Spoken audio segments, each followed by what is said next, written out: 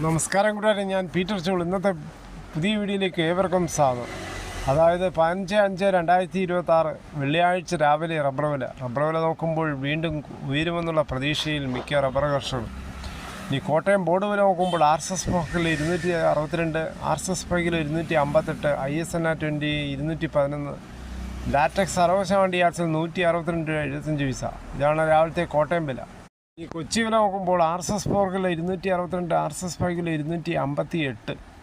ഇതാണ് രാവിലത്തെ കൊച്ചി വില. അകത്തല വില നോക്കുമ്പോൾ RSS സ്പോക്കിൽ 250, RSS പൈക്കിൽ 247. വിദേശ വില നോക്കുമ്പോൾ ബാങ്കോക്ക് RSS സ്പോക്കിൽ 282 56 പൈസ, RSS പൈക്കിൽ 282 12 പൈസ.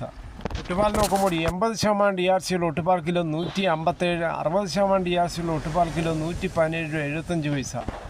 ഇനി കേരളത്തിലെ മറ്റു ലോകം നോക്കുമ്പോൾ സ്ലൂസ് 253, ലോട്ട് 210 മുതൽ 215 രൂപ.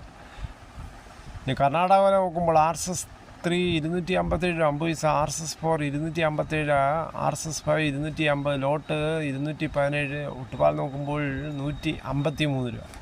ഇനി ഫീൽഡ് ലാറ്റക്സ് 220, ആക്റ്റീവ് വില 236 രൂപ. 25% DRC ഉള്ള 200 ലിറ്റർ ബാരലുള്ളതിന് 11,300, 30% DRC ഉള്ള 200 ലിറ്റർ 13,560, 35% DRC ഉള്ള 200 ലിറ്റർ 15,820, 40% DRC ഉള്ള 200 ലിറ്റർ 18,080. ഇതാണ് ഫീൽഡ് ലാറ്റക്സ്. 226 രൂപയാണ് വ്യാപാരി വില. ഇനി വ്യാപാരി വില നോക്കുമ്പോൾ RSS സ്പോക്കിൽ 254, RSS പൈക്കിൽ 250, ISNA 20 206 രൂപ 50 പൈസ മുതൽ 207 രൂപ. ഒട്ടുപാൽ നോക്കുമ്പോൾ 70% DRC ഉള്ള ഒട്ടുപാൽ കിലോ 139 മുതൽ 152 രൂപ. ഇതാണ് ഇന്നത്തെ രാവിലത്തെ റബ്ബർ വില. ഇപ്പോൾ ഞങ്ങളുടെ നാട്ടിൽ മഴ ചെറുതായിട്ടൊക്കെ പെയ്ത് തുടങ്ങി. ഇനി ഇപ്പോൾ റെയിൻ ഗാർഡൻ്റെ സമയമാണ്.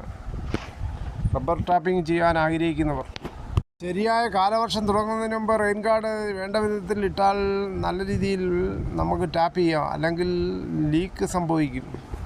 കേരളത്തിലെ മറ്റു വിലകൾ നോക്കുമ്പോൾ സ്വർണ്ണം 22 ക്യാരറ്റ് 14,830, ഒരു പവന് 1,18,640 ഇന്നലെ വൈകിട്ട് 1 ഗ്രാമിൻ്റെ മുകളിൽ 30 രൂപ 240 രൂപയാണ് ഒരു പവൻ്റെ മുകളിൽ കൂടിയത്.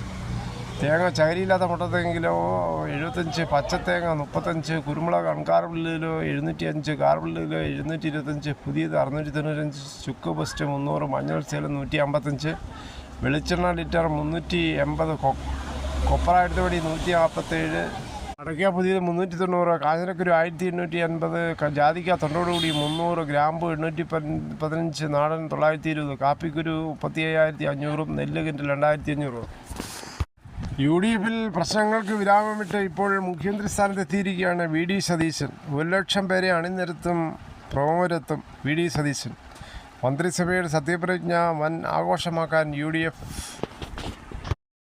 മന്ത്രിമാരൊന്നാകെ തിങ്കളാഴ്ച സത്യപ്രതിജ്ഞ ചെയ്ത് അധികാരമേൽക്കും. വ്യാഴാഴ്ചയാണ് ആദ്യ നിയമസഭാ സമ്മേളനം. അന്ന് MLAമാരുടെ സത്യപ്രതിജ്ഞയും നടക്കും.